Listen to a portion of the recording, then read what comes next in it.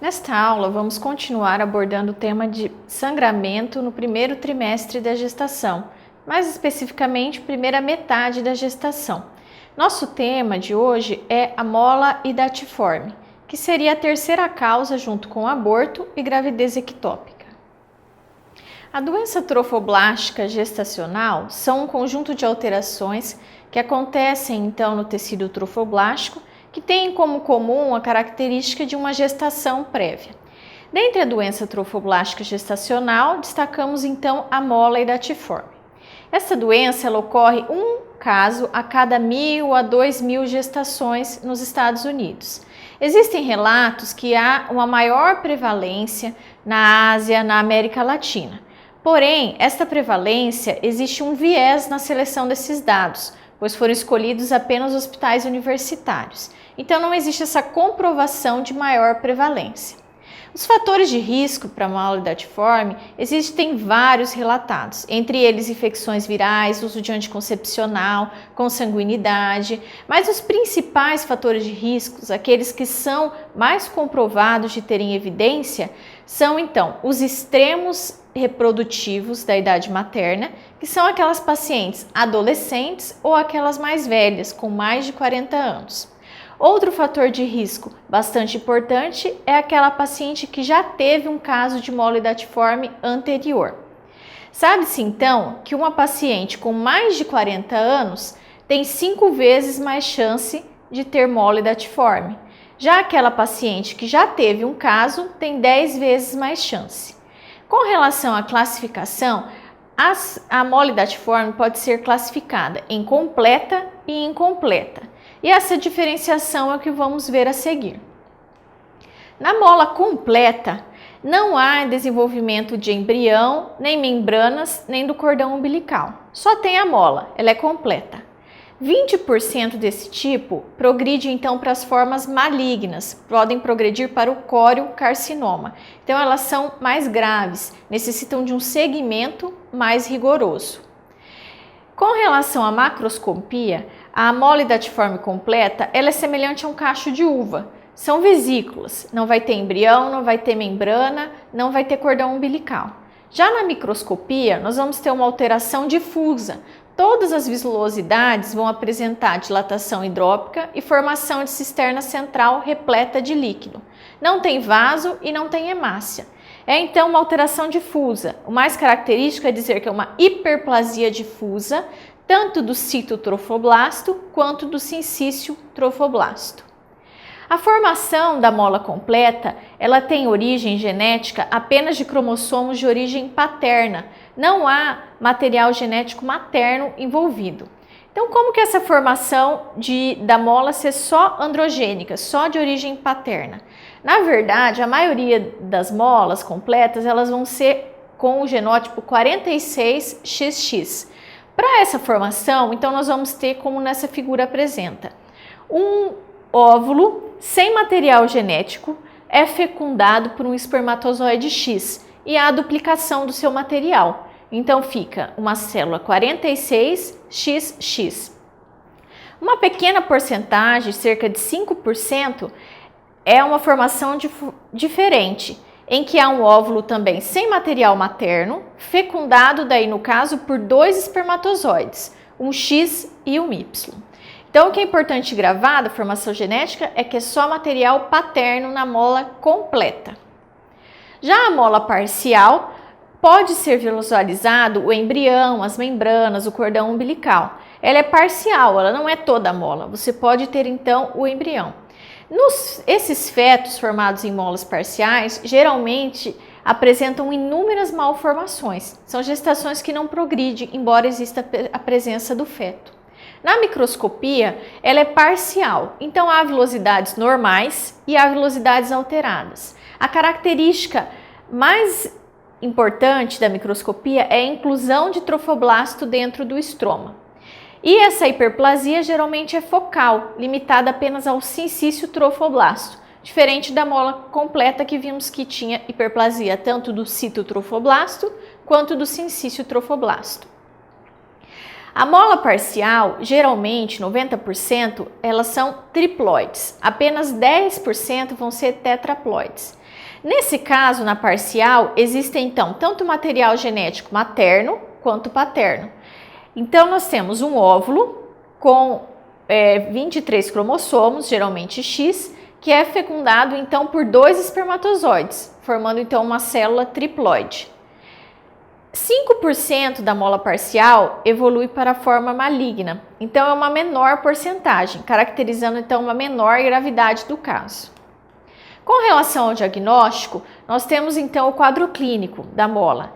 Geralmente ele está associado então ao sangramento de primeiro trimestre, que está presente então em 75 a 95% dos casos. Há também um atraso menstrual e o que pode acontecer que é patognomônico é a eliminação espontânea de vesículas, aquelas que nós já vimos nas outras fotos da mola, que são aquelas vesículas que parecem um cacho de uva.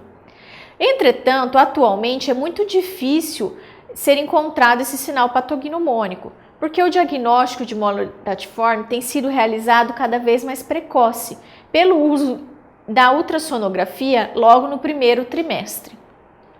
Os vômitos também podem ser uns sintomas presentes e muitas pacientes podem chegar a ter a hiperêmese, aqueles vômitos exacerbados levando à perda de peso. Nestes casos, os vômitos ocorrem pelo aumento exacerbado do HCG, que está geralmente em um nível superior do que em uma gestação normal. No exame físico, há então uma discordância entre o volume uterino e o atraso menstrual. É esperado então um volume uterino maior do que aquele para aquela estimativa de idade gestacional que foi feita. Não se identificam naquelas molas completas partes fetais nem batimentos cardíacos. Outra característica do exame físico é que podem ser encontrados os cistos tecaloteínicos. Esses cistos eles podem ficar grandes, chegarem a mais de 6 centímetros. Com a resolução do quadro da mola, geralmente eles desaparecem. É muito difícil ocorrer torção ou ruptura desses cistos, mas pode ser um achado encontrado no exame físico associado a este quadro. Outras alterações no exame físico que podem aparecer são aquelas relacionadas ao hipertireoidismo. Neste caso, ele ocorre pois o HCG, que está bastante aumentado nos casos de mola datiforme, tem uma semelhança, como já abordamos em outras aulas, com o hormônio TSH. E desta forma, ele consegue estimular os receptores do TSH, induzindo então um aumento da produção de hormônios tireoidianos, podendo causar tremores, exoftalmia, taquicardia, e são alterações que podem ser encontradas então associadas a um quadro de mola datiforme. Outra condição associada é a doença hipertensiva específica da gravidez, que pode ocorrer de forma precoce, inclusive antes de 20 semanas, nos casos de mola datiforme.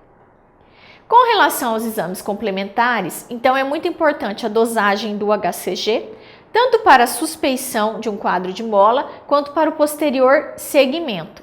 Então, sabe-se que um HCG maior que 200 mil miliunidades, ele está muito associado a um quadro de mola, é quase patognomônico. Porém, o mais comum é que as molas apresentem, então, um HCG menor do que 40 mil, ou até 100 mil no máximo. Outros exames que são solicitados é o hemograma, coagulograma, função tiroidiana por aquela similaridade do HCG e do TSH, função hepática para ver se já teve alguma metástase, se aquela mola evoluiu para corocarcinoma, se foi para o fígado, tipagem sanguínea para ver se vai ter que ser realizado a imunoglobulina anti-D, raio-x de tórax também no sentido de pesquisar alguma metástase torácica.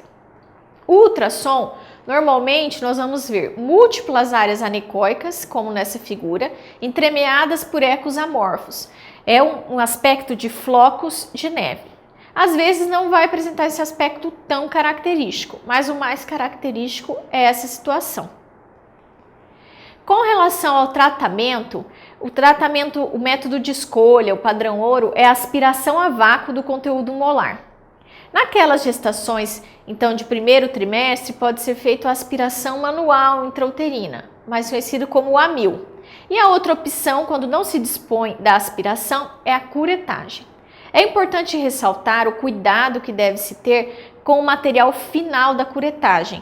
Aquele, assim, depois que já tirou os restos mais facilmente, a última curetagem, porque é nesse material que mais facilmente vai ter o diagnóstico das transformações malignas, tão importantes para o segmento dessa paciente.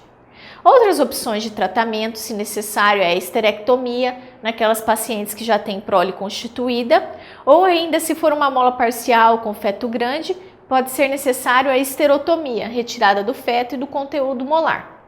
E lembrar sempre da imunoglobulina anti-D para aquelas pacientes que são RH negativas. Então, existem alguns casos de mole datiforme que são de alto risco. Alto risco para quê? Alto risco para serem um coriocarcinoma. Essas molas datiformes, geralmente elas cursam então com HCG alto, superior a 100 mil na urina em 24 horas ou acima de 40 mil no sangue. Além disso, elas apresentam um útero grande, aumentado para a idade gestacional, estão associadas com aqueles cistos tecaluteínicos maiores que 6 centímetros, a idade materna maior que 40 anos, se há uma mola de repetição, hipertiroidismo, se teve associado a pré-eclâmpsia com menos de 20 semanas e até o que pode ocorrer que é uma embolização trofoblástica. Quando a paciente apresenta estes critérios e ela não pode fazer o segmento porque mora longe de um centro de referência, vai voltar para o seu domicílio, pode ser indicado inclusive uma quimioprofilaxia para essas pacientes de alto risco. E como que é o segmento após o esvaziamento molar? Então, lembra que falamos que é muito importante dosar o HCG antes do esvaziamento, para então esse segmento.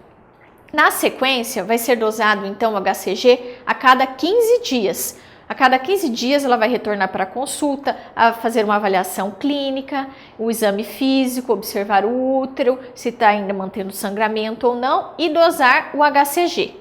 Esse HCG é dosado quinzenal até se tornar então em níveis indetectáveis. Depois que ele se torna indetectável, é dosado por mais um mês a cada 15 dias. Então faz mais 2 dosagens quinzenais depois que ele desapareceu, que ele ficou indetectável, ficou menor do que 5 mil unidades. Depois então que já fez 2 dosagens com ele indetectável, passa-se então a dosar mensal por 6 meses após a negativação, terminando assim o segmento. É importante indicar para essas pacientes anticoncepção, principalmente anticoncepcional oral, é a anticoncepção de escolha para essas pacientes, pois elas devem evitar engravidar no primeiro e segundo ano do caso de mola, pois se houver uma recidiva ou uma transformação maligna, isso dificultará o diagnóstico se ela estiver grávida, pois o segmento é pelo beta-HCG. Se ela engravidar, o beta-HCG vai aumentar e vai então dificultar esse segmento. Geralmente o beta-HCG ele negativa com 8 a 10 semanas após o esvaziamento. Os sintomas de gravidez eles desaparecem com 1 a 3 semanas e aqueles cistos tecaluteínicos podem demorar mais para desaparecer, 2 a 4 meses pode chegar. Então o mais importante na verdade é gravar quando que o beta-HCG negativa, que geralmente é com 8 a 10 semanas, que pode ser uma questão de prova. Agora então que você já sabe como é o segmento, este segmento já falamos que é importante para suspeitar de uma neoplasia trofoblástica gestacional. E quando então os valores vão me chamar a atenção para essa neoplasia? Então existem os critérios da Federação Internacional de Ginecologia e Obstetrícia, da FIGO, em que é necessária a presença de um critério para essa suspeição de neoplasia. Então, na verdade, são aquelas pacientes em que o HCG ele estabiliza, chega em um platô por no mínimo 3 semanas. São 4 valores em que a variação não passou de 10%. Outro critério é, então, você ter uma elevação de mais de 10% em pelo menos 2 semanas, ou seja, em 3 medidas. Então, ou ele estabilizou por 3 semanas, ou ele aumentou em 2 semanas. Isso é um critério de suspeição. Além disso, se o diagnóstico histológico vier como coriocarcinoma, ou ainda se o HCG persistir detectável depois de 6 meses. Então, estes são os 4 critérios, sendo necessário apenas um para a suspeição de neoplasia trofoblástica gestacional. Então, desta forma, terminamos aqui mais uma aula, neste caso sobre mole datiforme. Espero que tenham bons estudos e obrigada pela atenção.